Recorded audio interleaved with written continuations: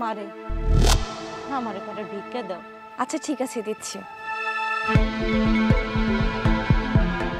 Aunty, আমার কাছে তো ভাঙতি টাকা নেই, এই 50 টাকা আছে। ঠিক আছে, আপনি 50 টাকায় রেখে দিন। মারে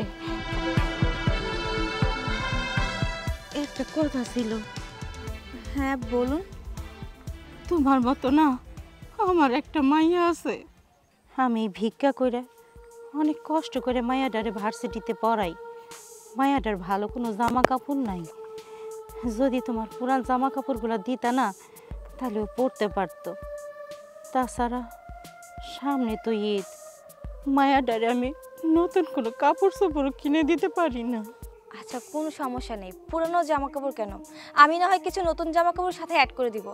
বাট আপনাকে একটা প্রশ্ন করি, আপনি এখানে ভিক্ষা করতেছেন, আবার আপনি আমাকে বললেন আপনার একটা মেয়ে আছে, কেন আপনার কি হাজব্যান্ড বা আপনার ছেলে নেই? না মা, আমার স্বামী অনেক আগেই মারা গেছে। তবে হ্যাঁ, আমার একখান ফুলা ছিল, ঈদের সময় আমার কাছে মার্কেট করা টাকা চাইছে, আমি দিতে পারি নাই। এই যে অভিমান করে চলে গেল, আর তারে আমি খুঁজে পাই নাই। মা, তুই এই অসময়ে নাইছিস কেন? মানুষে দেখলে কি কইব? সাথী তুই এখানে, আর ইনি তোর মা? হ্যাঁ, উনি আমার মা, আর ওনাকে নিয়ে আমি অনেক গর্ব করি। উনি রাস্তায় রাস্তায় ভিক্ষা করে আমাকে এত নামি দামি একটা কলেজে লেখাপড়া করায়। আমার মায়ের মতো আসলে মা হয় না রে। বুঝতে পারছি, ঠিক আছে চল, তোরা আমার সাথে চল আমার বাসায়। না না, আমরা কেন তোর বাড়িতে যাব, অন্য একদিন যাব। এখন যেহেতু ইফতারের সময় হয়ে গেছে, মাকে নিয়ে বাসায় যাব। মা সারাদিনে রোদের ভিতরে অনেক কষ্ট করেছে। চুপ, আর একটা কথা বলবি না, যেটা বলছি তুই সেটাই করবি। আন্টিকে নিয়ে তুই আমার সাথে যাবি, চল বলছি, আন্টিকে সাথে নিয়ে চল।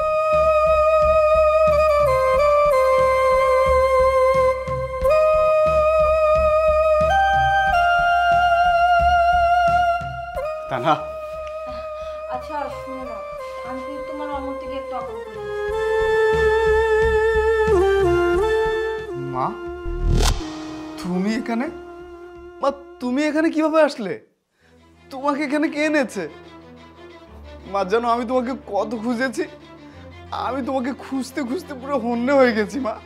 আমি রাত নেই দিন নেই সব সময় তোমাকে খুঁজেছি মা। আমি গ্রামে গিয়ে পর্যন্ত তোমাকে খুঁজেছি, কিন্তু কোনোভাবে তোমাকে পাইনি।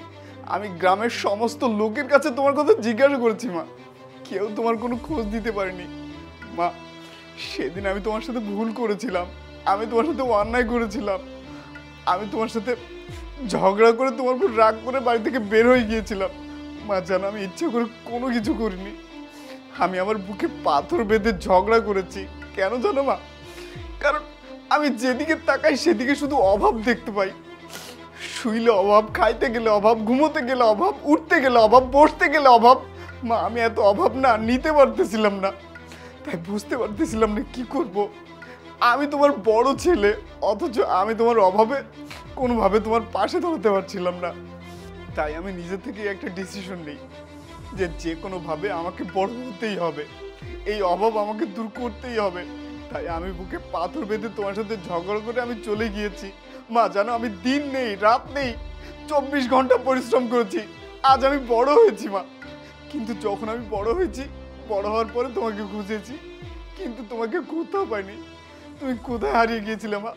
মা দেখো আজকে আমার সব আছে, টাকা পয়সা গাড়ি বাড়ি, কোনো কিছুর অভাব নেই, সব কিছু আছে। শুধু একটা জিনিস ছিল না, সেটা হলো তুমি। কোথায় হারিয়ে গিয়েছিলে মা?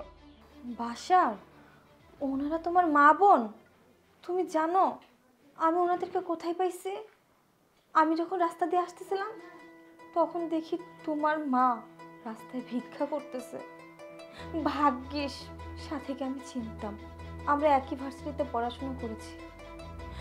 আজকে যখন তোমার মার সাথে কথা বলতেছিলাম, সামান্য কিছু জামা কাপড়, তব পুরনো জামা কাপড়ের জন্য তোমার আমার কাছে হাত পাততেছিল জানো। তখনই সাথী আসে, আর সাথীকে দেখে তো আমি পুরো অবাক হয়ে গেছি। এই জন্যই তো ভাবলাম যে আমার বান্ধবীর মা কেন রাস্তায় ভিক্ষা করবে। আমি ওনাদেরকে দয়া করে বাসায় নিয়ে এসেছিলাম, আর এখন বাসায় এসে আমি এটা কি দেখতেছি। মাগো আজকে আমি ধন্য, শুধুমাত্র তোমার জন্য আমি আমার পোলারে খুঁজে পাইছি। রাস্তায় যদি আমি তোমার কাছে ভিক্ষা না চাইতাম, তুমি যদি ভিক্ষা না দিতা, আমি এত কথাও কইতাম না। আর তুমিও আমার মায়ের বান্ধবী না হলে আমার এই বাড়িতে আনতা না। আর আমি আমার পোলারে দেখতে পারতাম না। জানিস বাজান, তুই চলে আসনের পর আমি তোর কত জায়গায় খুঁজছি, পাই নাই। পরে ভিক্ষায় নামছি, ভিক্ষা করে যে টাকা পাই সেই টাকা দিয়া তোর বোনের লেখাপড়া করাই, আর 2 বেলা 4টা ডাল ভাত খাই। জানো মা, এই মেয়েটাকে যেদিন থেকে আমি বিয়ে করেছি সেদিন থেকে আমি কোনো অভাব অনুভব করিনি। সেদিন থেকে আমার সুখ চলে এসেছে। আমি যে কাজে গিয়েছি আমার সেই কাজ সাকসেস হয়েছে। আমি কোনো কাজে ফেল করিনি। আর আজকে দেখো, এই তানার জন্যই আমি তোমাকে ফেরত পেলাম। আর যদি এই মেয়েটা আমার পাশে না থাকতো, আমি হয়তো তোমাদেরকে পেতাম না মা। তানা, তোমাকে যে কি বলে ধন্যবাদ দেবো আমি বুঝতে পারছি না। শুধু একটাই কথা বলবো, সারা জীবন এভাবে আমার পাশে থেকো। এখন থেকে আমরা আর কেউ কান্না করবো না, আমরা সবাই একসাথে থাকবো, হ্যাপি ফ্যামিলি হয়ে থাকবো। তুই আমার একটু বুকে আসবি বাজার।